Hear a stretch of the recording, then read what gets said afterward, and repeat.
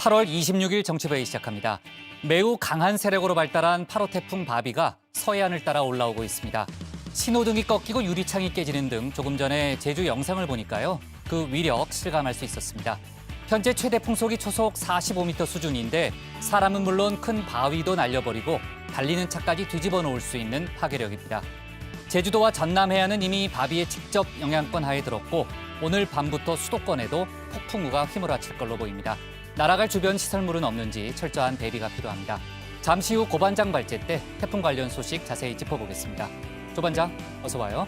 정부와 의료계 협상이 오늘 최종 결렬되면서 의사협회가 이제 2차 파업에 들어갔잖아요. 조금 전에 문재인 대통령도 관련한 언급을 내놨죠. 네, 그렇습니다. 문재인 대통령은 의사협회 파업에 대해서 원칙적 법 집행을 통해서 강력히 대응하라 이렇게 주문을 했습니다. 아무래도 코로나 상황에서 의료 공백이 우려가 되다 보니까 엄정한 법 집행을 좀 강조한 걸로 보입니다. 네, 조금 전에 이제 정세균 총리가 긴급 대책회의도 주재했던데 거기서도 강경한 발언이 좀 나오더라고요. 좋습니다. 그 얘기는 이따 조반장 발제 때 짚어보고요. 오늘 코로나 신규 확진자가 다시 300명대로 올라갔죠. 네, 그렇습니다. 오늘 신규 확진자가 320명이었는데요.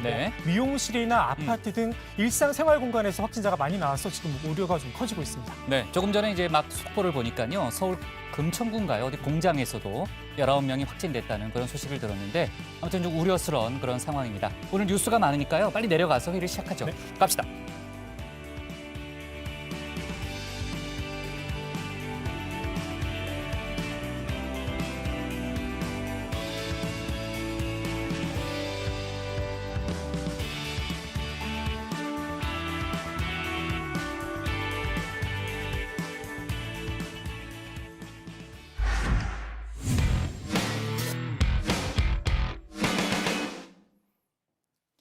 팔 호 태풍 바비가 제주 인근 해상을 지나서 서해상으로 북상 중입니다. 태풍 영향권에 든 제주도와 호남 지역 등은 현재 강한 바람과 함께 비가 내리고 있습니다. 오늘 늦은 밤부터는 수도권을 포함한 전국 대부분의 지역이 태풍 영향권에 들겠습니다. 이번 태풍은 2002년 우리나라에 많은 피해를 준 태풍 루사와 맞먹는 강도라는 게 전문가들의 설명인데 태풍 피해 없도록 주의해야겠습니다. 고반장 발제에서 태풍 관련 내용 자세히 정리해봤습니다. 네, 태풍 바비가 북상 중입니다. 현재 제주도 인근과 전남 목포 부근 사이의 해상을 지나고 있는데요. 태풍의 영향권에 들어가 있는 제주 그리고 전남 지역에는 비바람이 강한 상황입니다. 일단 각 시간대별로 태풍의 영향을 가장 강하게 받는 곳부터 정리를 해보겠습니다. 자, 현재 위치는 전남 목포 남서쪽 170km 인근 해상을 지나는 중입니다. 자, 제주와 전남 지역에는 비를 동반한 강한 이 바람이 불고 있습니다. 자, 태풍 바비는 우리나라 서해상을 따라 북상할 것으로 보이는데요. 목포 부근은 오늘 저녁 8시에서 9시쯤 가장 근접하겠고요. 충청 이 지역도 밤 늦게 영향권에 들겠습니다. 서울과 인천 등 수도권은 내일 새벽 3시에서 5시 사이에 최대 영향권에 들어가겠습니다. 흑산도 최근접 시기는 26일 20시, 그리고 서울 최근접 시기는 27일 4시에서 5시 사이가 되겠습니다. 황해도 상륙 시기는 27일 5시에서 6시 사이로 예상되고 있습니다. 네, 앞서 말씀드린 대로 이미 태풍 영향권에 들어가 있는 제주도에선 크고 작은 피해가 이어지고 있습니다. 제주 지역 항공기는 오늘 대부분 결항된 상태고요. 제주를 기점으로 하는 여객선도 끊겼습니다. 한라산 등산로도 어제부터 출입이 통제됐다고 합니다. 자, 태풍의 강한 바람으로 이 제주도에선 가로수와 각종 시설물이 쓰러지는 일이 곳곳에서 발생하고 있는데요. 제주 지역 영상이 들어와 있습니다. 보면서 좀 더 설명을 드리죠. 자, 지금 보시는 것처럼 이 도로 가로수가 부러진 상황입니다. 부러진 가지가 인도를 막고 차도까지 넘어가 있는 모습 볼 수 있고요. 자, 그리고 또 다음 한번 모습 보실까요? 자, 대형 입간판이 이렇게 지금 쓰러져서 마찬가지로 지금 이 소방 구조대원들이 안전 조치를 하고 있는 모습 볼 수 있습니다. 자, 그리고 마찬가지입니다. 지금 이것도 이 도로 신호등으로 보이는데 이 신호등이 지금 훼손이 되면서 지금 마찬가지로 지금 안전 조치를 하고 있는 모습을 함께 보실 수 있습니다. 자, 그리고 지금 여기는요, 보니까 이 한라산 어리목 주차장으로 지금 추정이 되는데 지금 비가 많이 내리고 있는 모습입니다. 자, 그런데 지금 보시는 것처럼 이 바람이 워낙 세게 불다 보니까 빗방울이 이렇게 한쪽으로 쏠리는 그런 모습도 볼 수 있는 상황입니다. 자, 그리고 태풍 경로 조금 전에 전해드렸는데요. 현재 제주도를 통과하고 전남지방 인근 해안으로 이렇게 접근 중인 상황이죠. 자, 또 다른 문제는 수도권에 가장 가까이 접근하는 시간대가 앞서 정리해드린 대로 출근 시간대와 맞물린다는 겁니다. 만약에 중간에 태풍 경로가 바뀌지 않는다면 말이죠. 태풍이 그대로 쭉 지나 올라간다면 서울 수도권이 받는 시간은 그렇게 길어지지가 않는데 문제는 이제 평양 쪽으로 올라가는 루트가 되면 약간 휘면은 수도권이 받는 시간이 좀 더 길어진다는 거죠. 그렇기 때문에 내일 아침 출근 시간하고 겹칠 가능성도 굉장히 높습니다. 네, 이 경로도 경로인데 더 큰 문제는 태풍 강도입니다. 이번 태풍은 2000년대 이후 우리나라에 큰 피해를 줬던 태풍들과 맞먹는 수준으로 전해지고 있는데요. 2002년 막대한 피해를 남긴 태풍 루사, 그리고 2003년 마찬가지로 큰 피해를 줬던 태풍 매미 등과 비슷하거나 좀 더 큰 규모의 태풍이라고 합니다. 가장 저희들이 볼 땐 제주 인근 해상을 지날 때 얼마였느냐가 이제 저희들이 기준이 되거든요. 그런 기준으로 본다면은 2000년대 이후로는 가장 강한 태풍입니다. 매미나 이 루사보다도 거의 한 5m 이상 지금 풍속이 강한 태풍으로 보시면 되겠습니다. 네, 물론 태풍 진행 상황에 따라 태풍 강도가 약해질 수도 있습니다만 어쨌든 현재까지 상황으로는 굉장히 센 태풍으로 볼 수 있습니다. 태풍 루사 매미 기억하시는 분들 많으실 겁니다. 우리나라에 큰 상처를 남겼던 태풍이죠. 태풍 루사는 2002년 8월 말에 우리나라에 상륙한 태풍인데요. 무려 246명의 인명피해를 내고 5조 1,400억 원 규모의 재산 피해를 냈습니다. 그리고 1년 뒤인 2003년 발생한 태풍 매미도 131명의 인명피해를 냈고요. 4조 2천억 원 규모의 재산 피해도 발생했습니다. 자, 두 태풍 모두 큰 상처를 이렇게 남겼습니다. 자, 문제는 앞서도 말씀드린 것처럼 이번 태풍이 앞선 두 태풍 못지 않은 강도라는 겁니다. 이번 태풍의 최대 풍속은 현재 초속 45m로 전해지고 있는데요. 자, 태풍 최대 풍속별 상황을 보면서 설명을 드리면요. 초속 17m에서 25m 정도면 간판이 떨어져 나가고요. 25m에서 33m 수준이면 주택 지붕이나 기와장이 날아갈 수 있다고 합니다. 자, 그리고 33m에서 44m 정도면 기차가 탈선할 정도로 위험합니다. 그리고 44m 이상이면 사람이나 바위가 날아갈 수 있는 그런 수준입니다. 초속 54m가 넘어가면 건물 붕괴 가능성도 있습니다. 그러니까 현재 태풍 이 바비의 최대 풍속은 사람도 날아갈 수 있는 수준인 겁니다. 자, 기상청 예보에 따르면 태풍 바비는 내일 오전 수도권 인근을 지날 때도 최대 풍속 초속 40m 안팎의 강한 바람을 유지할 가능성이 큽니다. 거듭 말씀드리지만 정말 매우 위험한 상황입니다. 자, 특히 지난 수해로 인한 이 피해 복구도 마무리되지 않은 상황에서 강한 태풍으로 피해가 더 커지지 않을지 우려되는 상황인데요. 정세균 국무총리는 관계부처 등의 철저한 대비를 당부했습니다. 관계부처와 지자체는 인명피해 제로, 재산피해 최소화를 위해 사전 대비를 철저히 해야 하겠습니다. 특히 지난번 집중호우로 피해가 발생했던 지역에서 다시 추가 피해가 발생하지 않도록 예방조치에 만전을 기해 주시기 바랍니다.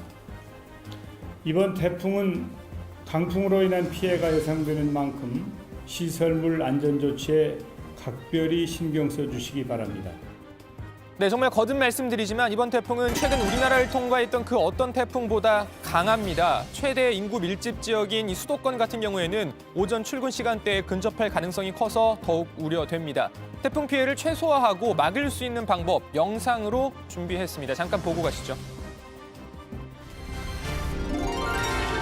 태풍이 예보되면 수시로 태풍의 진로 및 도달 시간 등을 확인하고 주변의 위험 요소들을 점검해 주세요. 실내에서는 문과 창문을 닫고 외출을 자제하며 손전등과 식수 등 비상물품을 준비해 주세요. 외출 시에는 감전의 우려가 있는 전신주, 가로등, 신호등을 만지지 않도록 주의하고 농촌에서는 논둑이나 물고 점검을 나가지 않는 것이 좋으며 공사장, 하천, 해안가와 같은 위험 지역은 가까이 가지 않도록 피해 주세요.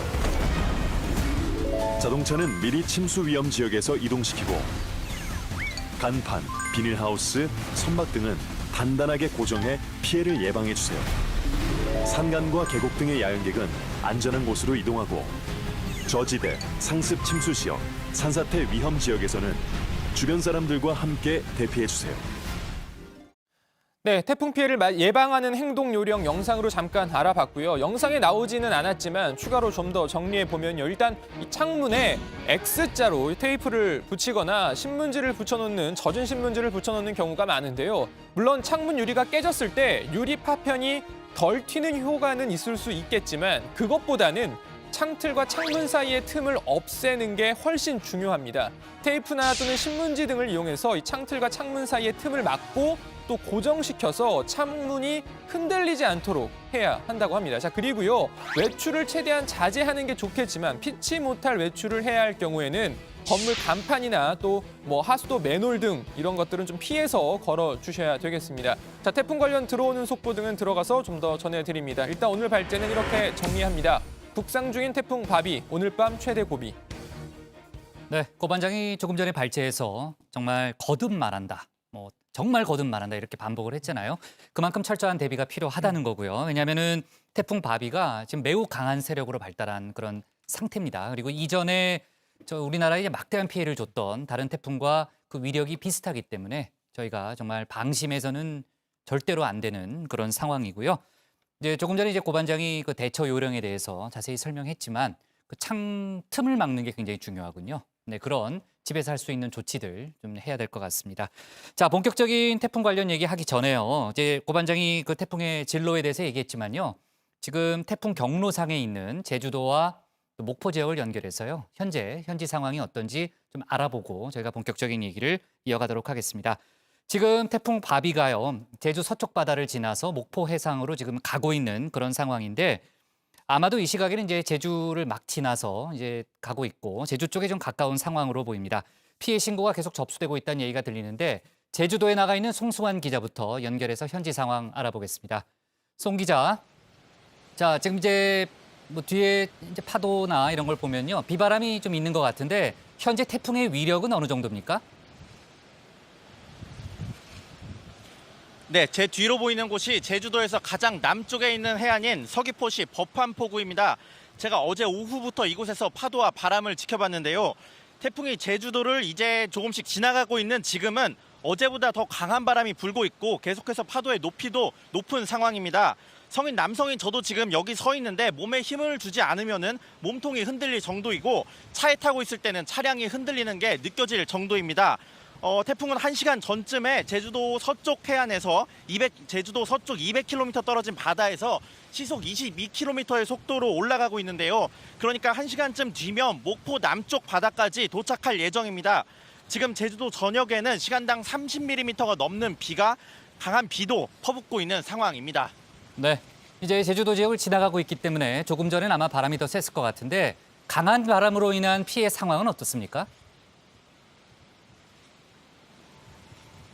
네, 태풍이 지나가면서 강한 바람으로 제주도 곳곳에서 피해가 발생했습니다. 제주 소방본부에 오늘 오후 3시까지 접수된 피해 신고는 모두 102건인데요. 지금 추이를 보니까 1시간에 30건에서 50건씩 늘어나고 있는 상황입니다. 제주시 연동 도로에 설치된 신호등이 강풍에 떨어졌고 숙박업소와 음식점 간판들도 여러 개가 떨어진 상황입니다. 서귀포 회수 로터리에서는 가로수가 꺾여서 도로 위를 덮쳤고 제주시 남영고등학교 교차로에선 중앙 분리대가 휘어졌습니다. 다행히 아직까지 인명피해는 없습니다. 정전 피해도 발생했습니다. 오늘 오후 1시에 제주도에 251가구의 전기가 나갔는데 아직 일부만 복구된 상황입니다. 네, 전기가 나가는 그런 상황이 펼쳐지고 있군요. 지금 강풍으로 인해서 항공편이나 백길은 모두 끊긴 상태죠? 네, 그렇습니다. 제주를 오가는 항공편과 배편 모두 운항이 중단됐습니다. 제주공항에 지금 초속 30m가 넘는 강한 바람이 불고 있거든요. 오늘 모든 항공편은 운항이 취소된 상황입니다. 제주를 오가는 9개 항로 여객선도 모두 발이 묶였습니다. 제주 지역 학교도 오늘 등교를 하지 않았고 원격 수업으로 진행을 했습니다. 지금까지 제주 서귀포 법한포구에서 JTBC 송승환입니다. 네, 제주에 있는 송승환 기자를 연결해 봤고요. 조금 전에는 바람이 더 많이 불었고 지금도 이제 바람이 많이 불죠. 근데 아까보다는 조금 잠잠해졌다라는 그런 얘기를 들었는데 지금 태풍 바비가 전남 목포 쪽으로 가고 있습니다. 아마 목포 상황이 굉장히 궁금한데 오후 8시 전후라고 그랬죠, 아까 고 반장이. 한 8시쯤에는 이제 목포 서남서쪽 해상에 도착할 것으로 일단 예상이 되고 있습니다. 현장에 나가 있는 취재 기자를 연결해 보겠습니다. 지금 이제 하예빈 기자가 연결돼 있는데요. 하 기자, 지금 목포 날씨가 어떻습니까? 비가 오고 있나요? 네, 저는 지금 목포 북항에 나와 있습니다. 지금 앞을 똑바로 보기 힘들 정도로 빗줄기가 세차게 옆으로 날리고 있는데요. 오후 1시쯤부터 시작돼서 4시간 넘게 계속되고 있는 겁니다. 또 때때로 가만히 서 있기 힘들 정도로 강한 바람이 불어서 제 뒤로 묶여있는 어선들이 흔들릴 정도입니다. 현재 비는 시간당 10에서 19mm, 바람은 약 시속 25km 내외로 강하게 불고 있습니다. 네, 빗소리가 크게 들리네요. 지금 목포가 오늘 저녁부터요. 계속해서 비바람이 예상돼 있는 걸로 알고 있는데 바람, 그러니까 이제 강풍은 어느 정도일 것으로 일단 예상되고 있습니까? 네, 목포에는 오늘 늦은 밤까지 강한 바람이 계속될 걸로 보입니다. 기상청에 따르면 오후 6시쯤엔 시속 54km의 바람이 불겠고 9시엔 시속 86km까지도 올라가겠습니다. 태풍 바비는 현재 제주도를 지나서 서해안으로 점점 가까워지고 있습니다. 오늘 오후 내내 태풍이 이동 속도가 굉장히 빨랐고 최대 풍속은 시속 162km로 아주 강합니다. 지금대로라면 목포 인근 해상에 1시간 뒤에 도착해서 오후 8시까지 매우 강한 세력을 유지할 걸로 보입니다. 네. 자, 2002년의 루사라든지 또 2003년의 태풍 매미와 위력이 비슷하다 이런 얘기가 많이 나오고 있고요. 그래서 이제 피해가 클 것이라는 걱정이 많은데 지금까지 접수된 피해가 혹시 있습니까? 네, 다행히 목포시에서 지자체와 소방본부에 접수된 큰 피해는 아직까지는 없습니다. 하지만 태풍이 점점 가까워지고 있는 만큼 오늘 저녁과 밤 사이에 피해가 발생할 수도 있겠습니다. 목포를 비롯한 전남 대부분 지역에 태풍주의보가 내려지면서 시청과 지자체는 소방본부와 함께 재난 상황실을 꾸리는 등 태풍 피해 대비에 나섰습니다. 공사장이나 전신주, 해안가, 저지대 주변은 특히 태풍 피해가 클 수 있는 위험 지역입니다. 각자 가까운 대피소를 확인하고 차를 타고 이동하는 경우에도 이런 지역은 피해서 가시는 것이 좋겠습니다. 하 기자, 지금 전남 다른 지역에도 바람이 많이 분다는 얘기를 들었는데 그쪽 상황은 어떻습니까? 네, 그렇습니다. 현재 신안 가거도의 시속 156km, 진도 서거차도에도 131km의 강한 바람이 불고 있습니다. 진도구는 태풍의 영향으로 오후 4시 20분쯤부터 관내 농어촌 버스의 운행도 중지한 상태입니다. 이 밖에도 장흥군, 영광군 등 전남 대부분 지역이 태풍의 영향권 안에 있습니다. 많은 비와 바람이 예상되는 만큼 위험할 수 있는 간판 같은 시설물은 미리 철거하고 창틀도 단단히 고정해서 피해를 최소화하셔야겠습니다. 지금까지 목포 북항에서 JTBC 하혜빈입니다. 네, 태풍 바비가 이제 제주를 지나서 목포 해상 쪽으로 가고 있는데 제주와 목포 지역을 연결해서 현지 상황 알아봤습니다. 비바람이 아주 세네요. 그렇죠? 자, 좋습니다. 태풍 경로 또 이제 저희가 대비해야 될 점 하나하나 좀 짚어볼게요. 지금 이제 취재 기자 얘기를 좀 들어봤지만요, 조반장. 네. 태풍 바비의 경로부터 좀 정리를 하고 갈까요? 네, 현재 태풍 바비는 제주 인근 해상을 지나서 전남 목포 남서쪽 약 170km 부근 해상을 지나고 있는 것으로 알려졌습니다. 오늘 오후 3시 기상청 발표에 따르면 시속 22km 정도의 속도인데요. 최대 풍속 초속 45m의 강한 바람을 동반한 상태입니다. 태풍 강도도 매우 강한 수준인데요. 현재 제주와 호남 지역은 이미 태풍 영향권에 들어가 있는 상태입니다. 오늘 자정쯤 충남 서산 남서쪽 약 170km 부근 해상을 지나면서 충청과 경기 지역 등도 태풍 영향권에 들어갈 것으로 예상이 됩니다. 서울에 가장 근접할 때는 내일 오전 4시에서 5시 사이인데요. 기상청 예보에 따르면 내일 수도권을 통과할 때도 최대 풍속 초속 40m 안팎의 강한 바람을 동반할 걸로 보입니다. 네. 자, 지금 이제 최대 풍속 초속 40m 안팎이라고 지금 조반장이 얘기를 했고요. 지금 현재까지 한 45m 정도 지금 이제 기록하고 있다 이런 보도가 나오고 있는데 지금 바비가 매우 강한 바람이다 이런 얘기를 많이 하고 있잖아요. 바람을 동반하고 있다. 바람 세기가 어느 정도 되는 거예요, 고반장? 일단 뭐 앞서도 정리했지만 다시 한번 정리를 해보면요. 일단 이 최대 풍속이 초속 25m 이상에서 33m 미만이면요. 기상청이 이걸 강도 중으로 분류하고요. 33m 이상에서 44m 미만은 강도 강, 그리고 44m 이상 그리고 54m 미만은 강도 매우 강으로 분류를 하게 됩니다. 그리고 초속 54m 이상이면 초강력으로 분류를 하고 있는데요. 구체적으로 보면 이 강도가 중이면요. 주택 지붕이 날아갈 수 있는 수준이고요. 강이면 이 기차가 탈선할 수 있는 그런 수준이라고 합니다. 또 강도가 매우 강, 이번 태풍인데요. 이 매우 강이면 사람은 물론이고 뭐 바위도 날아갈 수 있는 그런 수준이라고 합니다. 이번 바비는 방금 말씀드린 것처럼 매우 그러니까 사람이 날아갈 수도 있는 위험천만한 강도의 태풍인 겁니다. 그러니까요. 뭐 사람 바위가 다 날아갈 수 있는 그런 위력이라는 거잖아요. 자, 조금 전에 이제 송승환 기자를 연결을 해봤는데 제주 지역에 벌써 100건이 넘는 피해 신고가 들어왔다 이런 얘기를 아까 했잖아요. 제주 지역은 이제 태풍 영향권 하에 이미 들어갔기 때문에 크고 작은 피해가 잇따르고 있죠. 네, 아까 송승환 기자도 얘기했지만 1시간에 30건 이상 지금 피해 신고가 들어오고 있다고 하는데요. 제주도 곳곳에서 가로수가 꺾이거나 쓰러지는 사고가 발생했습니다. 각종 시설물 피해도 잇따르고 있습니다. 제주도 도남동에선 대형 입간판이 쓰러지는 일도 있었고요. 제주시 도련동에선 싱크홀이 생겨서 안전조치가 이뤄졌습니다. 침수 피해도 곳곳에서 발생했다고 합니다. 제주공항에 따르면 오늘 제주도를 오가는 항공편 대부분이 결항 조치됐는데요. 제주를 기점으로 오가는 여객선도 발이 묶여서 하늘길과 바닷길이 모두 막힌 상황입니다. 한란산 등산로도 어제부터 통제 중입니다. 제주 지역에 거주 중인 주민분들 이야기를 좀 들어봤는데요. 잠깐 같이 들어보시겠습니다.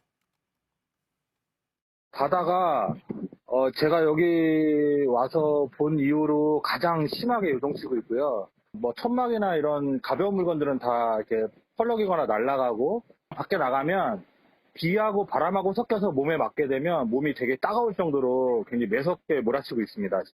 일부 배들은 모습항으로 피한 것 같고요. 나머지 배들은 저희 항구 안쪽에 태풍 올 때마다 피항하는 곳에도 잘 정박되어 있습니다. 현재 저희 항포구에는 피해 사항은 없고요.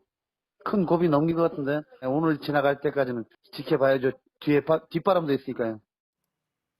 네, 조금 전에 이제 제주도민 얘기를 들어보니까 이제 그분이 이제 언제부터 사셨는지 모르겠어요. 근데 여기 와서 본 이후로 바다가 가장 심하게 요동치고 있다 이렇게 표현을 좀 하시기도 했습니다. 자, 이번 태풍은 규모나 강도 면에서요. 2002년 태풍 루사와 비슷한 수준이다. 물론 이제 2003년 매미와 비교하기도 하는데요. 당시 이제 2002년에 루사 때문에 우리나라가 큰 피해를 입었죠. 네, 2002년에는 뭐 월드컵 많이 기억하실 텐데 월드컵이 끝나고 나서 이 루사가 맞아요. 한반도를 강타를 했었습니다. 8월 말이었는데요. 당시 강원도 영동 지방에 하루 800mm가 넘는 많은 양의 비가 쏟아졌었습니다.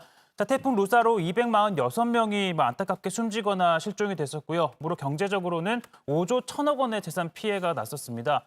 자, 그리고 말씀하신 것처럼 야속하게도 1년 만에 다시 강한 태풍이 우리나라를 강타를 했는데 2003년 태풍 매미였죠. 기록적인 강풍에 대형 크레인도 표현을 하자면 엿가락처럼 휘는 등 많은 피해를 낳았습니다. 매미로 인해서는 무려 130명이 숨지거나 실종이 됐었고 또 재산 피해 역시 4조 2천억 원에 달했습니다.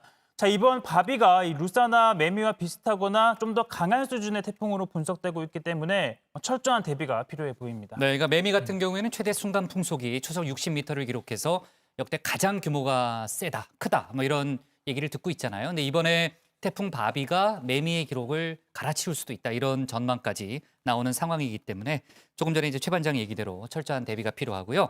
아까 그 영상이 행정안전부 영상이에요. 네, 그렇습니다. 네, 그 아까 영상에서도 행동 요령을 저희가 봤지만요. 그 대비 얘기가 나왔으니까요. 태풍에 어떻게 대비해야 할지 다시 한번 좀 정확하게 짚고 가죠, 조 반장. 네, 일단 이번 태풍이 강한 바람을 동반하고 있기 때문에 외출은 최대한 자제하는 게 좋을 것 같습니다. 네. 어쩔 수 없이 외출을 하더라도 대형 간판이 설치된 건물 옆이나 공사장, 전신주, 지하 공간 등 위험 지역에는 접근하지 않는 게 바람직합니다. 저지대나 상습 침수 지역, 산사태 위험 지역, 그리고 붕괴 우려가 있는 노후주택이나 건물 등도 피해야 합니다. 하천이나 해변, 저지대에 주차된 차량은 안전한 곳으로 옮기고요. 각 가정의 하수구나 집 주변의 배수구를 미리 점검하고 막힌 곳은 뚫어놔야 합니다. 그리고 농촌에서는 농경지 배수로 등을 미리 정비하되 태풍 영향권에 들어선 이후에는 논둑이나 배수로 정비를 삼가야겠습니다. 네, 그리고 이 건물의 출입문과 창문은 닫아서 파손되지 않도록 하고요. 창문이나 유리문에서 되도록 떨어져 있는 편이 안전합니다. 또 태풍이 오면 앞서도 말씀드렸지만 창문에 테이프를 이렇게 X자로 이렇게 붙이거나 이 젖은 신문지를 붙이는 경우가 많은데요. 저런 경우가 많은데 그리고 저렇게 하라고 예전에 많이 얘기하지 않았어요? 그랬었죠. 예. 네.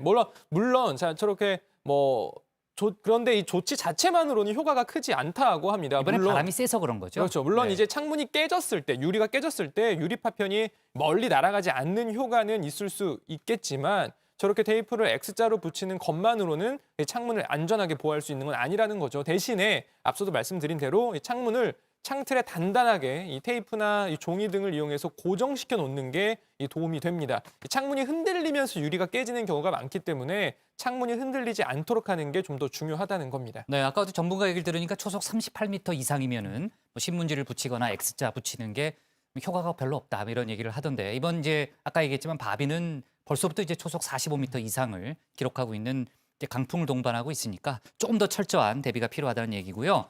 류 반장, 지금 정부가 비상 대응에 나선 상태죠? 네, 정부는 어제 오후 4시를 기해 풍수해 위기 경보를 두 번째로 높은 경계 단계로 올려서 대응에 나섰습니다. 태풍 진행 상황에 따라 위기 경보는 최고 단계인 심각 단계로 격상될 가능성이 높습니다. 중앙재난안전대책본부도 비상 단계를 1단계에서 2단계로 올렸습니다.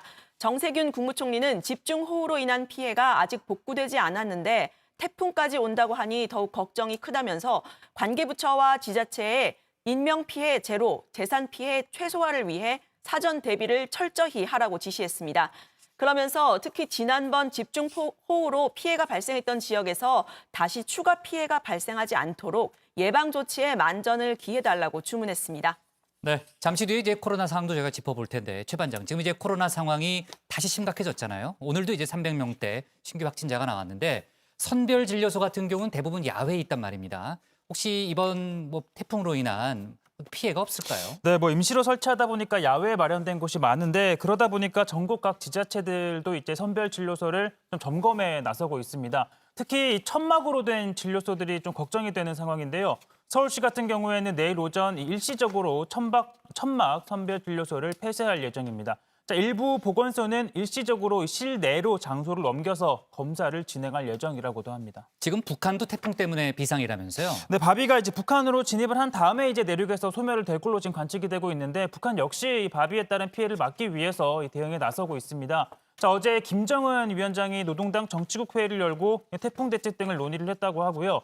조선중앙통신에 따르면 이 김 위원장은 이 태풍에 의한 인명 피해를 철저히 막고 이 농작물 피해를 최소화하는 것은 인민의 운명을 책임진 우리 당에 있어서 순간도 소홀히 할 수 없는 중차대한 문제다라고 말했습니다. 네, 태풍 관련 상황 짚어봤고요. 회의 중에 들어오는 속보도 저희가 적극적으로 반영해 가면서 회의를 진행하도록 하겠습니다. 자, 오늘 기사 제목은 이렇게 정리하겠습니다. 북상 중인 태풍 바비 오늘 밤 최대 고비로 제목을 잡겠습니다. 다음은 류정아 반장의 발제를 들어봅니다.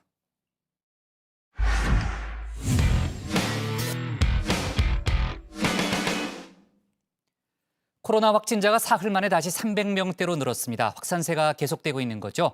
오늘은 청와대 사랑채 근무자, 정부 서울청사, 청원경찰 이런 기관에서도 확진자가 나왔습니다.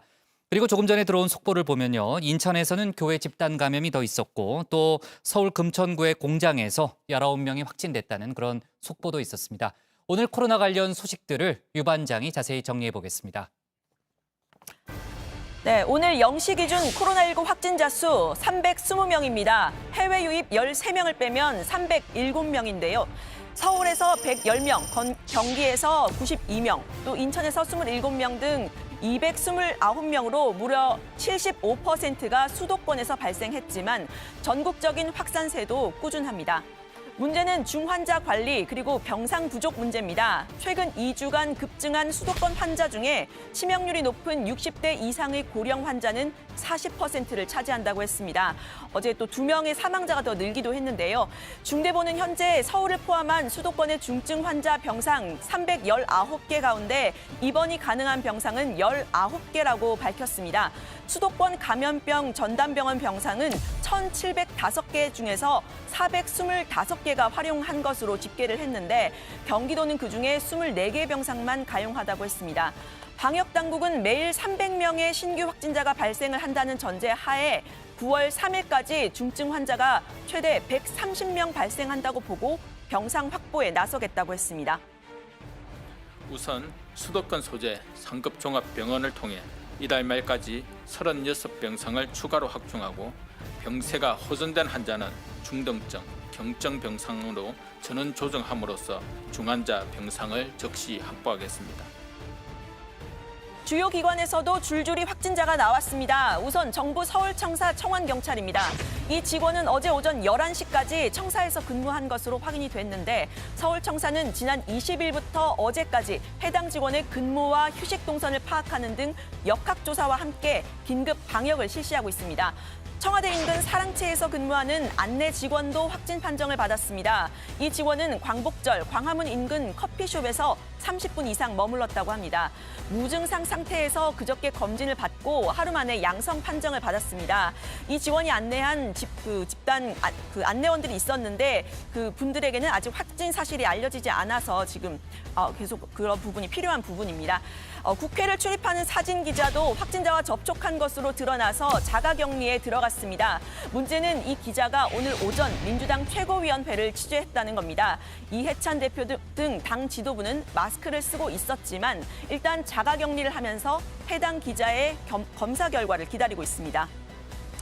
또 하나의 문제는 학생들입니다. 오늘부터 다음 달 11일까지 수도권, 서울, 경기, 인천 소재의 모든 학교가 전면 원격 수업에 들어갑니다. 유치원, 초중, 고교와 특수학교를 합치면 총 7,800여 곳입니다. 다른 지역에서는 출석 인원을 고등학교는 3분의 2, 나머지 교육기관은 3분의 1 정도로 조정을 합니다. 어떻게든 수능은 연기하지 않는다는 게 교육부의 목표입니다. 저희가 오늘 이렇게 2단계 상황에서 가장 강력한 조치를 선제적으로 취한 이유도 12월 3일로 예정되어 있는 수능을 차질 없이 치르기 위한 방안이기도 합니다. 지금 빠르게 확산되고 있는 이 감염병을 차단해야만 3단계로 가지 않고도 또 수능을 변경하지 않고도 치를 수 있습니다. 일각에선 오늘부터 3단계로 격상한다는 이른바 찌라시도 돌았습니다. 그건 사실이 아닙니다. 방역당국은 내부적으로 오늘 300명을 넘긴 했지만 걱정했던 정도의 발생 추이는 아니어서 좀 더 경과를 지켜봐야 한다고 했습니다. 이번 주 동안 지켜보고 3단계 격상 여부를 논의한다는 게 공식적인 입장입니다. 방역당국은 이런 가짜뉴스는 방역당국과 국민의 신뢰에 금을 만드는 행위라면서 삼가달라고 요청했습니다. 현재 2단계 거리두기 일단 국민들은 잘하고 있는 것 같습니다. 휴대전화를 통해서 분석한 결과 지난 주말에 수도권 이동량은 직전 주말에 비해 20% 정도 감소한 것으로 나타났습니다. 2월 대구 신천 지발 코로나 확산 때에 비하면 감소세가 절반 정도 되지만 방역당국은 그래도 감사하다면서 당분간 활동을 자제해달라고 했습니다. 지난 주말 수도권의 이동량은 그 직전 주말에 비해 20% 감소한 것으로 나타났습니다. 국민 여러분의 적극적인 동참에 감사드리며 문제는 아직 방역당국에 저항하는 사람들이 있다는 겁니다. 사랑제일교회는 오늘 오후 기자회견을 열고 정부가 방역에 실패했다고 책임을 돌렸습니다.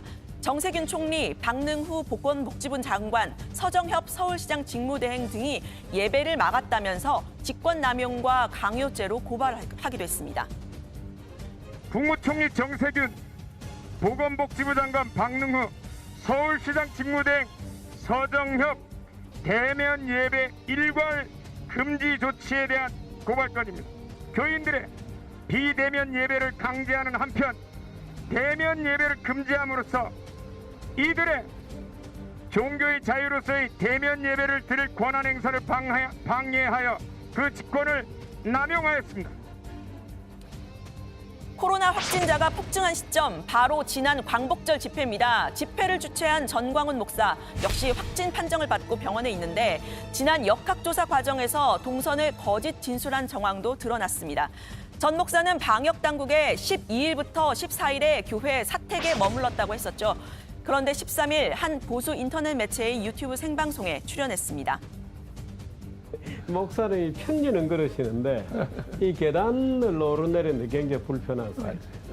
네, 그래도 여기 또 오셔서 목사님 고맙습니다. 네, 감사합니다. 네, 고맙습니다. 네. 네, 집회에 참석했다가 확진 판정을 받고 병원에 입원 중인 보수 유튜버들 오늘도 방송을 이어갔습니다. 우선 어제 조익신 반장 발제에서 보셨던 장면 기억하실 것입니다. 이런 거 좀 별로입니다. 예, 이거 별로예요. 이거 샐러드 파스타 듣도 보도 못한 이런 거 말고 다른 거. 오늘 저녁에는 탕 없습니까? 탕 멀큰하게. 네, 샐러드 말고 탕을 달라 네티즌들의 비판이 쏟아졌죠. 그랬더니 이 신혜식 씨 전체 맥락을 봐달라면서 해명에 나섰습니다. 아침에는 커피 주고 점심에는 초밥 주고 저녁엔 돈가스 줬습니다. 이게 팩트입니다, 여러분들. 당신의 부모가, 당신의 아들이 만약에 이런 병이 걸렸는데 그게 맞습니까, 여러분들? 네, 초밥과 돈가스였군요. 이 보도를 한 언론들을 비판하면서 이렇게도 말했습니다. 한번 들어보시죠. 대한민국 정신개조가 필요해요, 여러분들. 언론 정신개조, 정치 정신개조. 저는 그래서요, 박정희 대통령식의 독재가 필요합니다. 아주 싹 갈아 마셔버려야 됩니다, 이놈의 대한민국. 큰일 났습니다, 여러분들. 예. 네, 그래서 제가 자세히 유튜브 들여다봤습니다. 그러니까 환자인데 저염식을 줘야 하는 것 아니냐 이런 주장이었습니다. 저염식, 그러니까 나트륨 비율을 줄인 환자식 중에 한 가지를 말하는 겁니다. 이와 관련해서 제가 의료진에게 그래서 물어봤습니다. 코로나19 환자들에게 이 저염식이 필요하느냐 이런 질문인데요. 코로나19는 호흡기 질병인데 호흡기 환자용 시기가 따로 있는 것 아니다라는 답변이 돌아왔습니다. 개별 환자가 원래 갖고 있던 질병, 그러니까 기저질환에 따라서 의사가 저염식 혹은 유동식 이런 처방을 따로 하기도 하지만 일반 환자들은 일반식을 먹는다는 겁니다. 다만 환자의 요청이 있으면 치료를 방해하지 않는 선에서 식사를 바꿔주기도 한다고 합니다. 참고하시면 되겠습니다. 네, 오늘 기독교계에서는 자성의 내용이 담긴 성명이 나왔습니다. 한국기독교장로회 총회는 오늘 성명을 내고 복음을 전파해야 할 교회가 오히려 코로나19의 슈퍼 전파자가 돼서 세상의 손가락질을 받게 됐다고 했습니다. 특히 900명이 넘는 관련 확진자가 나온 사랑제일교회와 전광훈 목사를 꼭 집었는데요.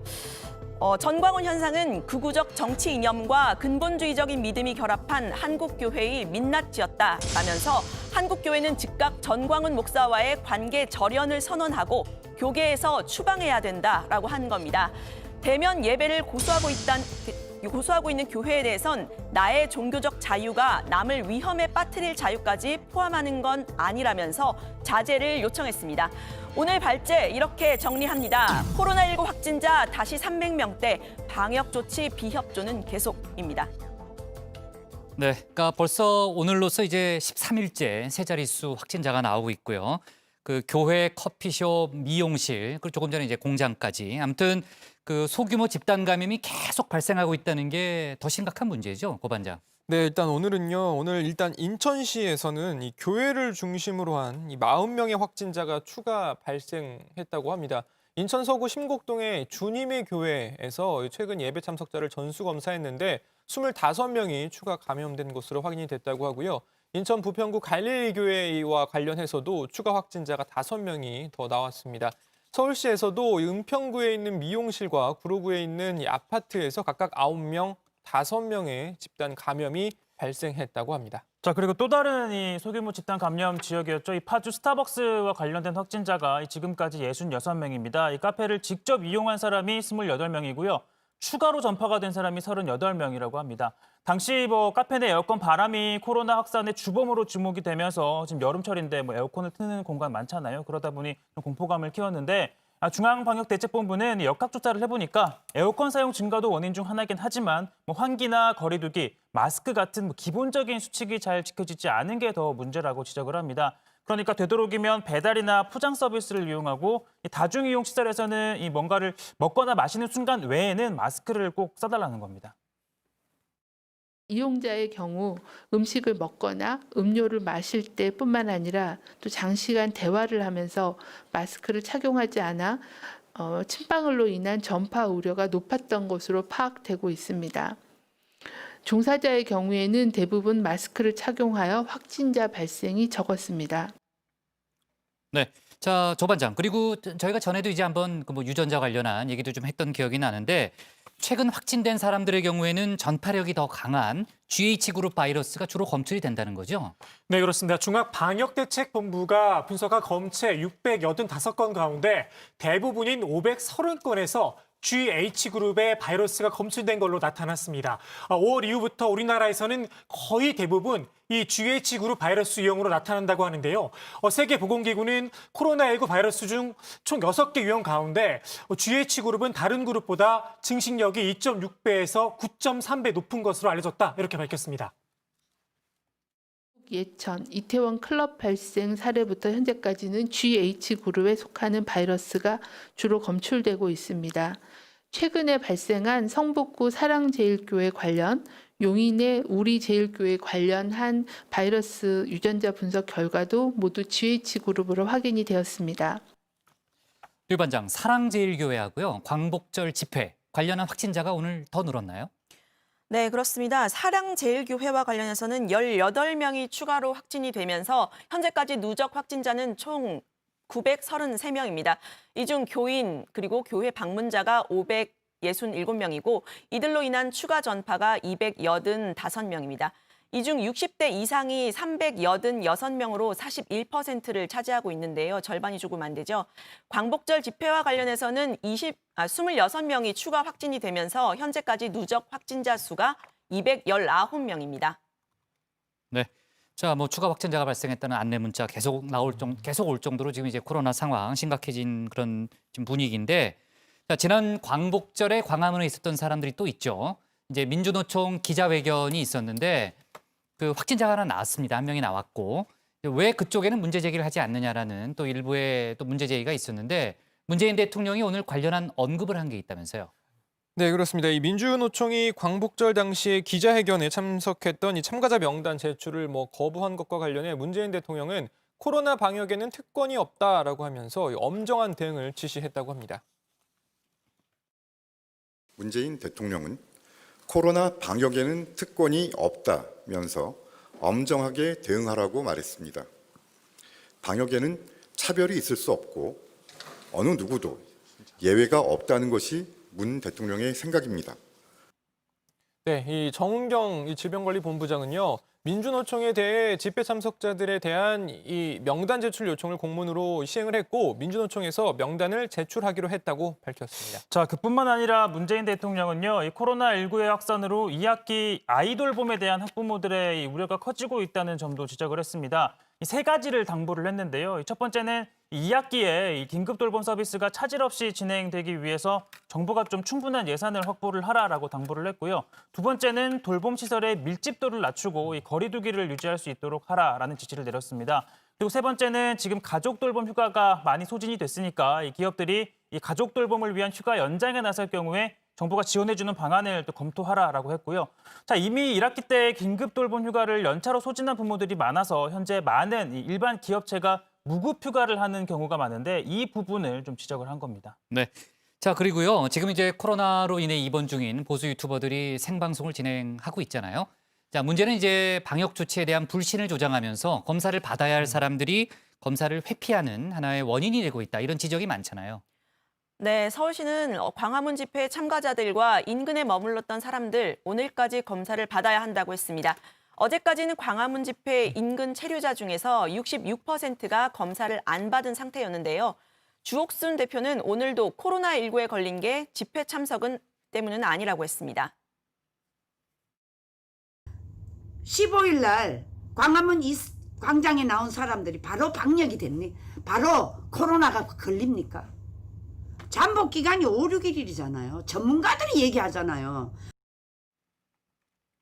네, 이런 이야기는 국회에서도 나왔는데요. 그 광복절 집회 참석이 코로나19 확진과 직접적으로 관계가 없다는 겁니다. 의안은 광복절 집회와 코로나19 확산의 연관성을 놓고 기싸움을 벌였습니다. 5일 날 지금 여러분들 알다시피 잠복기가 5.1이라 그러지 않습니까? 그럼 8월 15일 날 집회에서 만약에 확진자가 발생되면 8월 10일 이전에 벌써 확진이 됐다는 거 아닙니까? 그런데 그것을 마냥 8월 15일 날 광화문 집회가 확진자를 양상하는 주범이라는 쪽으로 혹시무민해서는 안 된다고 봅니다. 광복절 집회 이후에도 이 방역과 관련한 사안들이 계속 정치 쟁점화되고 있는 것 같습니다. 의도적으로 시도하고 있는 쪽도 그런 세력들이 좀 있는 것 같습니다. 제가 볼 때는 이 전형적인 이 혹세무민이고 고의적인 그 방역 방해 행위고 이 공동체 파괴 행위라고 생각합니다. 자, 그리고 뭐 병원에 있으면서 아까 보셨겠지만 뭐 유튜브를 한다거나 뭐 이제 병원 식단이 마음에 안 든다 그런 불만을 하는 유튜버들이 있었잖아요. 하지만 뭐 이런 사람들에 대해서는 코로나19에 대한 치료나 자가격리 이런 부분 모두 정부 지침에 따른 거기 때문에 많은 부분을 정부에서 비용을 지원을 합니다. 그러다 보니까 이런 유튜버들에 대해서 뭐 조반장은 유튜버 업자라고 표현을 하기도 했었는데, 자, 이런 사람들이 치료나 방역 조치의 비협조적인 부분에 대해 비판 여론이 거세죠. 정부는 입원을 해서 치료에 비협조적인 사람들에 대해서는 일정 부분 이 비용 부분에 대해서 벌칙을 줄 수 있는지에 대해서도 검토를 하고 있다라고 밝혔습니다. 자가격리를 위반했을 경우에는 보통 이제 생활지원부에서 제외되는 그러한 지침들이 있습니다. 예. 그래서 그러한 부분들이 이번에도 치료에 비협조적인 경우에 적용할 수 있는. 네, 태풍 바비도 그렇지만 역시 코로나 관련해서도 계속해서 속보가 나오고 있기 때문에요. 그 속보 들어오면 유반장이 좀 얘기해서요. 바로 반영을 해가면서 회의를 진행하도록 하겠습니다. 네, 청와대 발제 이렇게 정리하겠습니다. 코로나19 확진자 다시 300명대, 방역조치 비협조는 계속으로 제목을 잡겠습니다. 다음은 조익신 반장의 발제를 들어보겠습니다.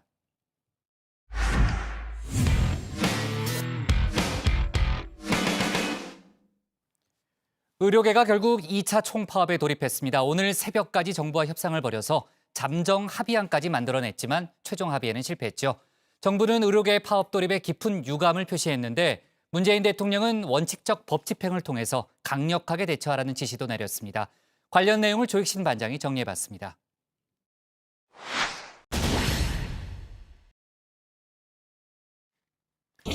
(2박 3일에) 걸쳐 마라톤 협상을 이어온 정부와 의료계. 오늘 새벽 잠정 합의안을 만들어냈습니다. 합의 내용은 이랬습니다. 코로나19가 안정화될 때까지 정부는 의대 정원 정책 추진을, 의협은 집단 휴진을 중단한다는 겁니다. 앞서 정부는 정책 보류를, 의료계는 정책 철회를 주장했습니다. 여기에 코로나19가 안정화될 때까지란 단서를 붙이면서 양측이 절묘한 합의안을 만들어낸 겁니다. 코로나19의 안정화, 어떻게 정의를 내리느냐에 따라서 3개월이 될 수도 혹은 1년 그 이상이 될 수도 있습니다. 정말 어렵게 만들어 놓은 이 합의안, 의협의 주력 부대죠. 전공의들의 승인을 얻는 데는 실패했습니다. 가끔 국회에서도 비슷한 일이 벌어지곤 합니다. 여야 협상안이 의총에서 막히는 일 말입니다. 어쩌겠습니까? 결국 의협도 합의안을 철회했습니다. 그리고 오늘로 예정됐던 2차 총파업에 돌입했습니다. 의사들이 왜 파업을 선택할 수밖에 없는가? 의사들의 사회적 요구사항들이 생겼을 때 이걸 요구를 할 수 있는 최종 수단이 저희들이 많지가 않습니다.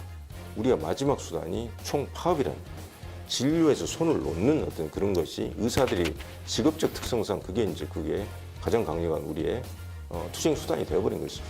이후 여하를 막론하고 우리가 이런 지금 총파업 사태에 이르러서 환자분들한테 여러 불편을 지금 끼치고 있는 것은 국민들께 정말 송구스럽게 생각을 하고 있습니다. 그래서 의료계와 대화의 끈을 놓지 않았던 정부는 협상 파기에 깊은 유감을 표시했습니다. 정부는 국민의 생명과 안전을 보호하고자 당면한 코로나19 위기 상황이 안정된 이후 대화로 해법을 찾자고 여러 차례 손을 내밀었습니다. 마지막 순간 의사협회와 합의를 이루었지만 전공의협의회의 투쟁 결정에 따라 입장을 번복한 점 매우 유감스럽게 생각합니다. 환자의 생명을 담보로 하는 집단 행동은 국민들께서 결코 용납하지 않을 것입니다. 문재인 대통령은 의협 파업과 관련해서 원칙적 법 집행을 통해 강력하게 대응하라 지시를 내리기도 했습니다. 정부는 강경 모드로 전환했습니다. 의협을 공정거래법 위반 혐의로 신고하는 한편 업무 개시 명령을 발동했습니다. 이제 정부는 국민의 생명과 안전에 위험이 발생하지 않도록 업무 개시 명령 등 필요한 법적 조치를 취할 수밖에 없습니다. 응급실과 중환자실에서 촌각을 다투는 환자의 생명을 위협하는 진료 공백을 방치할 수는 없으며 중증 수술이 연기되고 제때 진료를 받지 못해 몸이 아픈 환자에게 억울한 피해가 발생하는 것을 외면해서는 안 될 것입니다. 명령을 거부할 경우 형사처벌은 물론이고 의사 면허까지 취소될 수 있습니다. 앞서 의대생들이 국가시험을 거부하겠다는 뜻을 밝혔었죠. 정부는 응시 여부를 다시 확인한 뒤 원칙대로 응시를 취소하겠다는 입장도 밝혔습니다. 의협은 즉각 반발했습니다.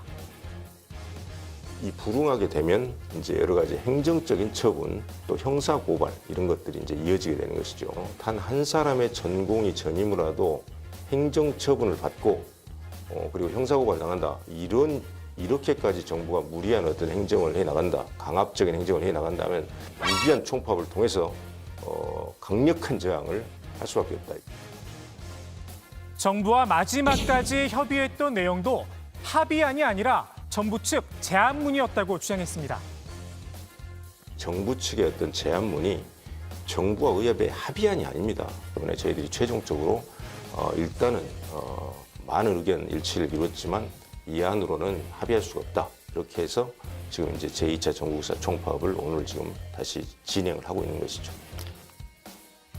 합의안이든 제안문이든 의협 입장에선 정부에서 내놓은 안이 납득할 만하니 전공의총회의 안건으로 붙였던 것 아니었나요? 잠정 합의안을 깼다는 비판이 부담스러웠나 봅니다. 의협이 2차 파업에 돌입하자 논란은 정치권으로 옮겨 붙었습니다. 여야 모두 파업 철회를 이야기했지만 방점은 조금 달랐습니다. 의료단체가 결국 진료 거부에 들어갔습니다. 노조가 아니기 때문에 파업이라고 볼 수는 없습니다. 정부가 업무 개시 명령을 내렸는데 준수해 주시기 바랍니다. 이번 일로 인해서 의사들이 환자와 국민들의 신뢰를 잃는다면은 그것이 오히려 의사들에게는 더 큰 불이익이 될 거라고 생각을 합니다. 코로나 사태를 어떻게 빨리 극복하느냐가 굉장히 중요한 시점인 것 같습니다. 지금 공공의료 대학을 갖다 설립하는 자체가 그렇게 지금 시급한 과제가 아니라고 생각합니다. 저는 정부 당국에 얘기를 합니다. 이 정책이라는 것이 힘과 의지만 가지고서 관철될 수 있다는 이런 생각을 버리십시오. 의사 출신이죠. 안철수 국민의당 대표는 공공의대 입학에 시민단체가 관여할 수 있다는 이야기에 날을 세웠습니다. 제정신이냐면서 제2, 제3의 조국 자녀들이 판치는 세상을 만들어 반칙과 특권이 지배하는 기득권 사회를 만들려는 거다. 이렇게 비판을 했습니다. 논란이 커지자 보건복지부가 팩트체크에 이어 보완 설명드립니다라는 게시물을 다시 이렇게 올렸는데요. 한마디로 학생 선발은 공정하고 투명해야 한다는 정말 지당한 원칙 하나를 빼곤 아무것도 결정된 게 없다는 겁니다. 이런 입장이면 팩트도 없는 팩트체크는 굳이 왜 올려서 혼란을 키웠나 싶기도 합니다. 정부와 의료계가 강대강으로 대치하고 있지만 이번 4일간의 파업으로 끝날 일이 아닙니다. 의협은 이미 3차 파업에 이어 무기한 총파업까지 언급을 했습니다. 공권력이 됐든 대화가 됐든 정부의 역할이 더 중요해진 시점이 아닌가 싶습니다.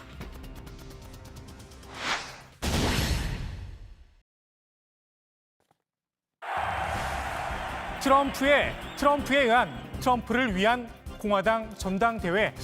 어젠 전당대회 첫날부터 모습을 드러냈죠. 전대 마지막 날 후보 수락 연설 때 등장하던 전례를 깬 겁니다.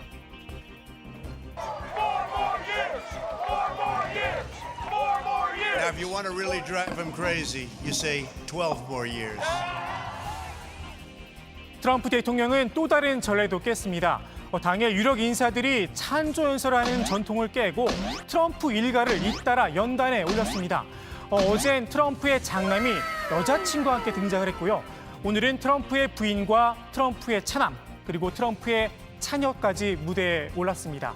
후보 수락 연설이 예정돼 있죠. 내일은 트럼프의 장녀도 마이크를 잡을 예정입니다. 공화당 전당대회인지 가족 행사인지 헛갈릴 정도입니다. 일부에선 트럼프가 찬조 연설자를 구하지 못한 게 아니냐 이런 이야기도 나옵니다. 여러 트럼프들 가운데 눈길을 끈 인사도 있습니다. 은둔의 영부인이라고 불리죠. 멜라니아 여사입니다. 지난 2016년 전대 때 연단에 선 이후 사실상 첫 공식 연설에 나서는 건데요. 당시 표절 논란에 휩싸이기도 했습니다. That you work hard for what you want in life. You work hard for what you want in life. That your word is your bond, and you do what you say and keep your promise.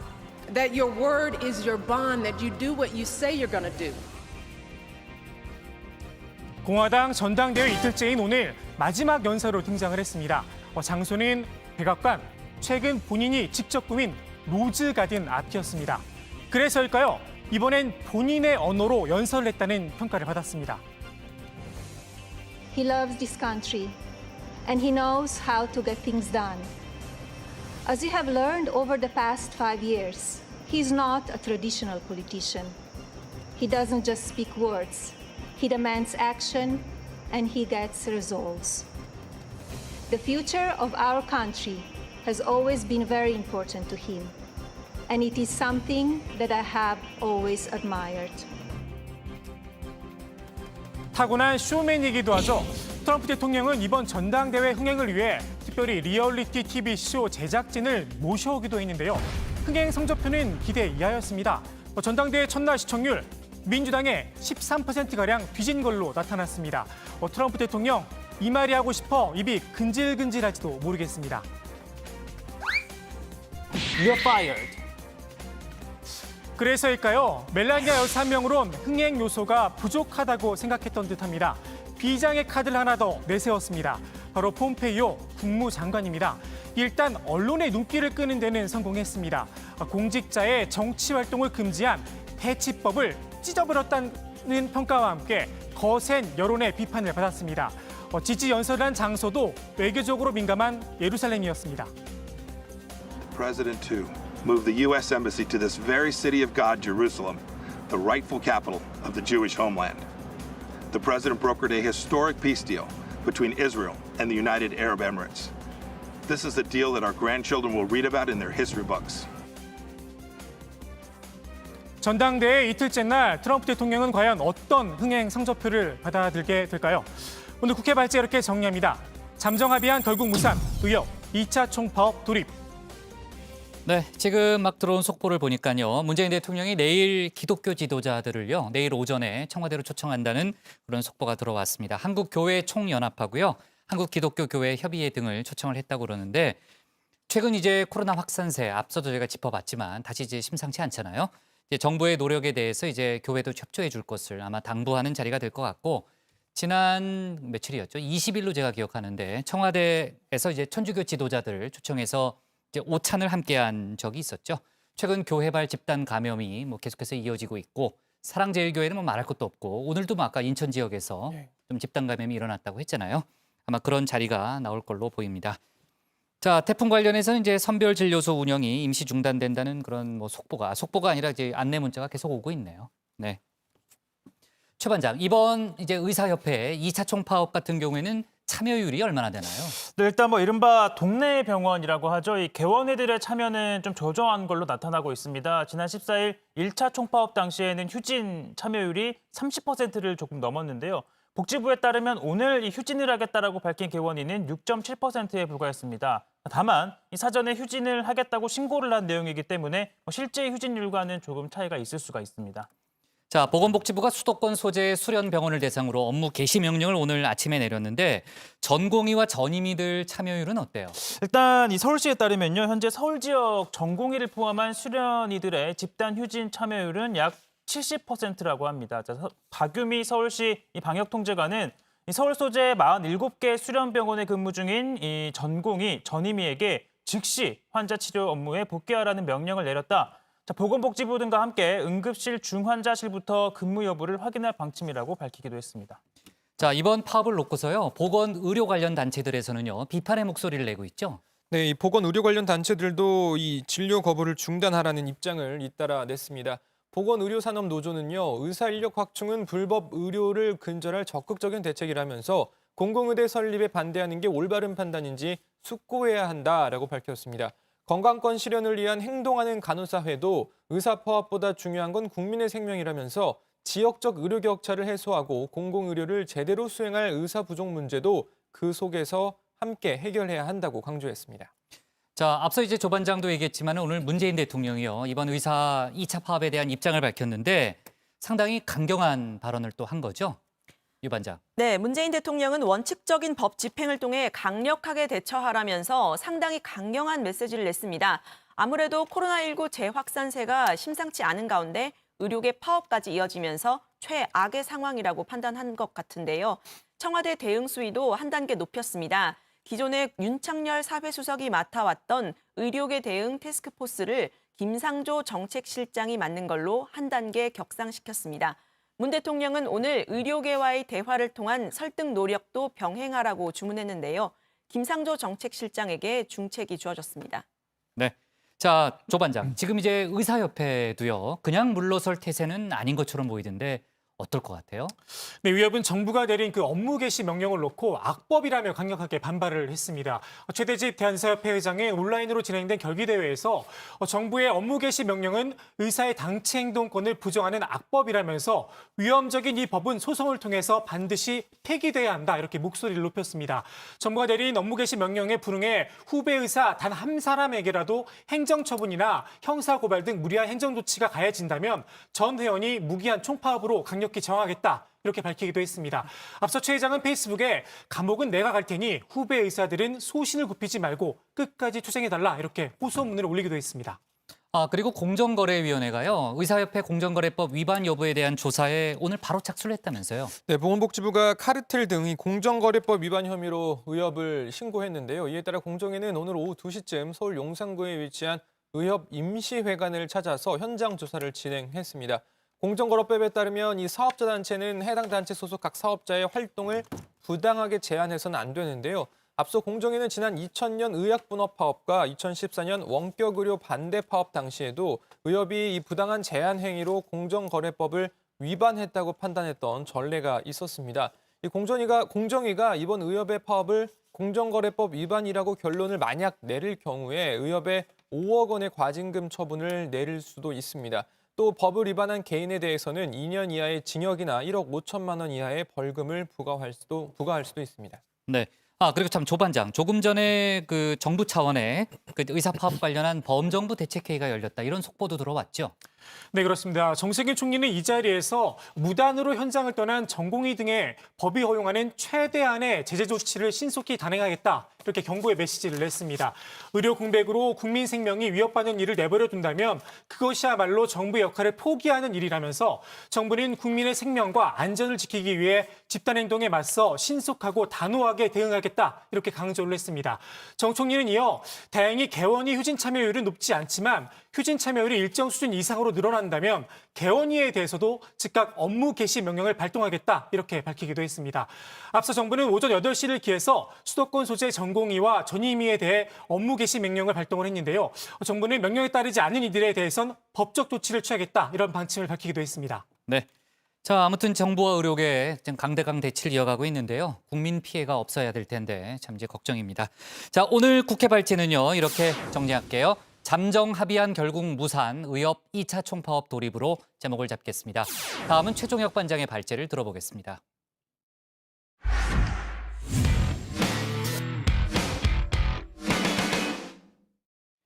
정부가 오늘 부동산 시장 점검 회의를 열고 그동안 진행된 부동산 관련 수사와 조사 결과를 발표했습니다.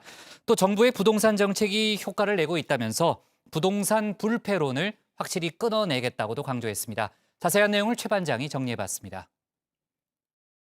시장에 뿌리박혀 있는 소위 부동산 불패론을 이번만큼은 반드시 끊어내겠다는 각오로 부동산 정책을 일관성 있게 흔들림 없이 앞으로 추진해 나갈 것입니다.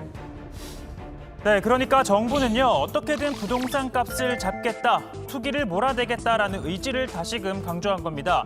자, 이를 위해 앞서 부동산 3법 등 각종 규제 대책을 내놓은 데 이어 이번에는 각종 이 불법 또 위법 행위에 대해 조사와 수사를 벌이고 있었죠. 자, 정부는 9억 원 이상 주택 거래를 대상으로 어떻게 집값을 마련했는지를 조사하고 있는데요. 자, 먼저 탈세가 의심되는 사례입니다. 자, 서울 송파구에 13억 5천만 원짜리 아파트를 구입한 30살, 저보다 어립니다. 30살 A씨, 자, 한 법인으로부터 받은 배당소득 7억 5천만 원을 가지고 충당을 했다라고 소명을 했는데요. 그러나 이 A씨가 보유한 법인의 지분은 0.03%에 불과를 해서 이 배당금을 7억 원 넘게 받는 건 불가능해 보였습니다. 확인을 해보니까 법인 대표가 바로 A씨의 부모였는데요. 즉 부모의 배당금을 자녀에게 편법으로 증여한 것으로 의심되는 사례입니다. 또 이런 사례도 있다고 합니다. 50대 C는 시가 약 15억 원의 아파트를 언니로부터 약 11억 5천만 원에 저가로 매수하여 양도세와 증여세 탈루가 의심되는 상황입니다. 자, 그리고 대출 규정을 위반, 그러니까 다른 용도로 돈을 빌려서 집을 산 사례도 있습니다. 자, 서울 강남구에 70억 원 상당의 아파트를 구입한 이 B씨. 자, 의료업을 운영하고 있는데요. 그는 한 저축은행에서 의료기기를 구입한다라며 26억 원을 대출받았는데 이 돈을 아파트 매수에 사용한 것으로 보여집니다. 자, 이렇게 9억 원이 넘는 주택 거래를 조사한 결과 총 811건이 법을 위반한 것으로 의심받고 있는데요. 자, 앞서 설명해드린 편법으로 증여하거나 또 법인 자금을 유용하는 등 탈세가 의심되는 사례가 가장 많았고요. 자, 계약일을 허위로 신고하는 등 사례, 또는 대출 규정을 위반한 사례, 그리고 부동산 실명법을 위반한 의심이 제기되는 사례 등 순위입니다. 자, 국토부는 관계기관이 조사를 할 수 있도록 국세청과 금융위 등에 이러한 사실들을 통보했습니다. 자, 정부는 또 직접 범죄 행위에 대한 수사도 벌이고 있습니다. 현재까지 이 30건을 입건하고 그중 절반은 검찰에 송치까지 했는데요. 자, 입건된 사건 중에는 이런 사례가 가장 많았다고 합니다. 자, 인터넷 카페 등에 다정 아파트 33평은 10억 원 이하로 내놓지 마세요 라는 글을 올린, 그러니까 이 집값을 담합하고 공인중개사 업무를 방해한 케이스라는 겁니다. 자, 그 다음으로 많았던 건 이 부정 당첨인데요. 자, 예입니다. 행복시에 살고 있는 A씨, 이 미래시 아파트 청약에 당첨이 됩니다. 자, 확인을 해보니까 실제 살지도 않으면서 미래시에 위장 전입을 하고 있었던 건데요. 어디냐고요? 네, 고시원입니다. 특히나 이 고시원에선 청약 당첨자가 무려 18명 무더기로 나왔습니다. 자, 고시원 업주에게 대가를 주고 위장으로 전입했던 건데 5명은 검거했고 13명은 추가로 수사를 해 입건할 계획입니다. 그뿐만 아니라 사회적 약자들을 위한 특별공급 제도를 악용한 사례도 있었습니다. 장애인 단체 대표를 맡고 있는 아이와 브로커는 평소 알고 지내던 장애인과 국가유공자 등 총 13명에게 돈을 벌 수 있는 기회를 주겠다며 접근하여 이들의 명의로 아파트에 부정 당첨받은 후 이를 전매하여 차익을 챙겼습니다. 자, 홍남기 경제부총리는 현재 진행 중인 수도권 주요 과열 지역에 대한 이 기획 수사 결과도 곧 발표하겠다라고 밝혔습니다. 특히 부동산 시장과 관련해선 서울 지역의 경우 이 매매 시장은 낮은 상승세가 지속되고 있고 전세 시장 역시 상승폭이 줄어들고 있다며 진정세를 이어가고 있다라고 평가를 했는데요. 자, 앞서 국회에 출석한 김현미 국토부 장관, 노영민 대통령 비서실장, 그리고 김상조 청와대 정책실장도 일제히 부동산 정책의 효과에 대해 자신감을 내비쳤죠. 부동산 관련법이 작동하기 시작한 이번 달 8월 이후부터는 시장이 안정되어 가고 있다는 겁니다. 자, 하지만 야당인 통합당은 집값 상승 문제가 이 현 정부의 가장 취약한 골이라 판단을 하고 연일 이 문제를 때리고 있습니다. 자, 국회 운영위에서도 이 부동산 문제를 두고 한바탕 소란이 벌어졌었죠. 자, 서울 집값 평균을 묻는 통합당 김정재 의원의 질문에 노영민 비서실장이 다소 뜸을 들이자 이런 일이 벌어졌습니다.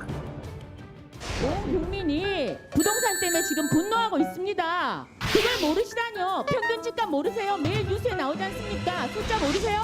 네, 서울 전체로 따진다면 한 10억 정도 될 것 같습니다. 알면서 왜 모른 척 하십니까? 뭐합니까? 여기서 장난하자는 거예요, 지금? 지금 장난한다는 게 무슨 말입니까? 알면서 왜 대답을 안 하십니까? 왜 두 번, 세 번 물으면 대답하십니까? 아니, 지금 무슨 말씀을 그렇게 하십니까? 10억 넘는 거 아시면서 모른 척 이 하지 자리에서 마십시오. 지금 제가 장난합니까? 늘 장난을 해왔습니다. 제가 언제 장난을 자, 했습니까? 집값을 아시면 의원님께서 왜 그런 모른 척 말씀을 하십니까? 하시면 안 되는 겁니다. 여기는 싸우는 자리가 아닙니다. 자, 이렇게 싸우는 자리가 아니라고 했지만 이 노영민 실장이 서울 반포 아파트를 처분한 걸 두고 오히려 싸움은 더 커졌는데요. 김정재 의원, 이 현 정부 들어 차액이 4억 8천만 원 발생했다라는 점을 지적을 했고 노 실장은 15년 전에 산 아파트를 왜 3년만 강조하냐라고 반박하면서 공방이 이어진 겁니다. 자, 두 사람 간의 설전은 결국 여야 위원들 간 단체전으로 옮겨붙었습니다. 이게 우리 정권에서 올랐습니까? 지난 정권에서 안 올랐습니까? MB 정권 때 안 올랐고 박근혜 정권 때 안 올랐습니까? 예, 수고하셨습니다. 수고하셨습니다, 김정재 의원님. 제 아파트 거기 MB 정권 때도 올랐습니다. 저기 노실장 김정재 의원님 수고하셨습니다. 의원님들께 당부드립니다.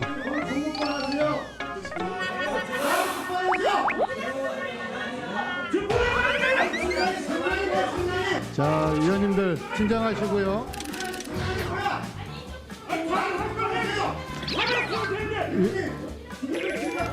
의원님들.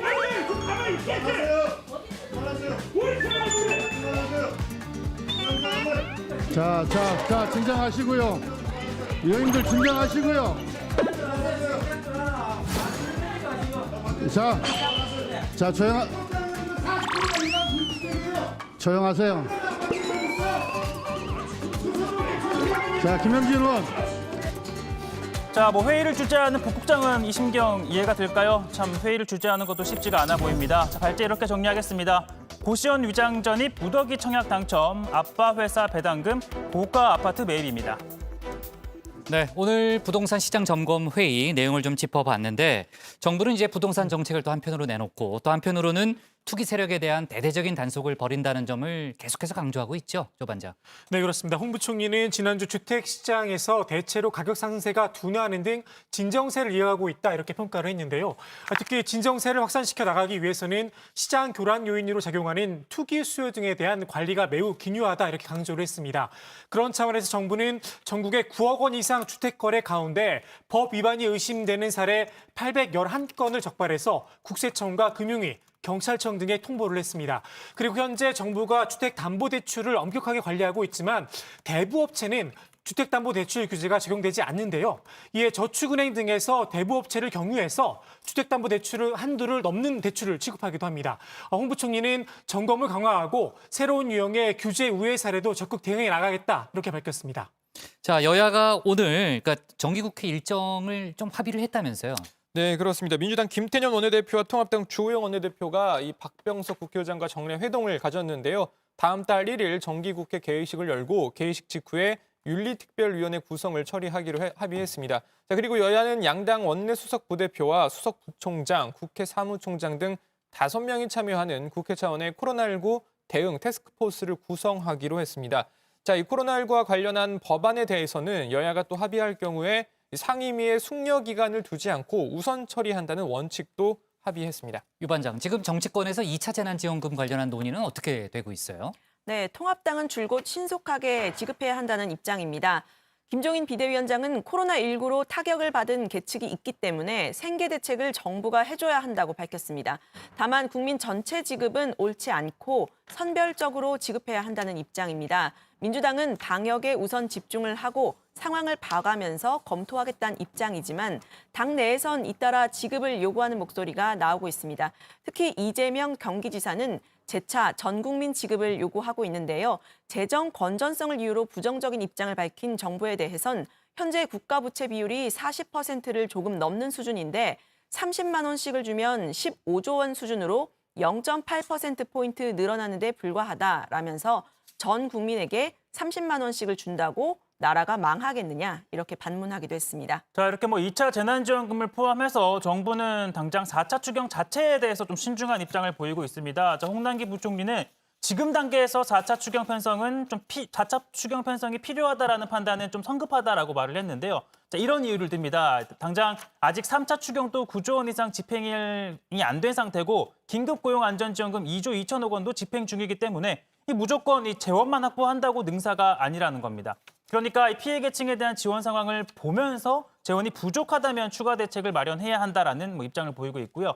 자, 2차 긴급재난지원금에 대해서는 재정 상황이 매우 어렵기 때문에 꼭 필요하다는 확신이 설 때 지원을 결정할 수 있을 것이다라는 게 홍남기 부총리의 입장입니다. 네. 자, 그리고 당정이 오늘 그 당정 협의, 이제 예산 관련한 협의를 했는데 그 내용을 좀 보면요. 최 반장이 좀 정리해 볼까요? 간단히. 네, 아마 당정이 이제 확장 재정 정책 기조를 이어가겠다라는 게 이제 당정의 결론인데요. 왜냐하면 뭐 경기 침체가 길어질 수가 있고 아무래도 코로나19에 따른 경기 침체가 길어질 수 있기 때문에 확장 재정 정책을 펼치겠다라는 건데 김태년 원내대표는 뭐 코로나19의 대유행 종식을 뭐 예측할 수 없다라고 강조를 했고 홍남기 부총리 같은 경우에도 코로나19에 극복하기 위한 대책으로 재정이 최후의 보루라면서 내년도 역시 이 재정 확장적인 재정 정책을 펼치겠다라고 밝혔는데 그러면 이제 내년도 예산이 얼마쯤 되겠느냐라고 맞아요. 이제 뭐 의문을 제기할 수 있는데요. 당장 한 550조 원 이상이 될 거란 관측이 나옵니다. 당정은 최근 2년간 증가 규모를 감안해서 이 최종 규모를 결정하겠다라고 밝혔는데 뭐 최근 본 예산 증가율이 뭐 전년도에 비해서 7에서 한 9%였다는 점을 감안을 하면 내년도는 한 550조 원 이상이 될 거라는 관측이 나옵니다. 네. 자, 뭐 고교 무상교육도 1년 앞당겨 시행하겠다 이런 입장도 발표했는데 자, 자세한 소식은 저희가 또 내일 추가로 짚어보겠습니다. 자, 여당 발제는 이렇게 정리할게요. 투기 세력의 칼 빼든 정부, 부정청약, 탈세 등 무더기 적발로 제목을 잡겠습니다. 네, 오늘 한컷 정치는 생략을 하겠습니다. 아까도 얘기했지만은 강풍을 동반한 태풍 바비가 지금 서해상으로 올라오고 있잖아요. 이제 철저한 대비 지금 필요한 상황이고요. 일단 정치부에는 여기까지 하고 이어지는 뉴스 특보 또 뉴스룸에서 태풍 관련 속보를 자세히 전하도록 하겠습니다. 저희는 내일 오후 5시에 다시 찾아뵙겠습니다.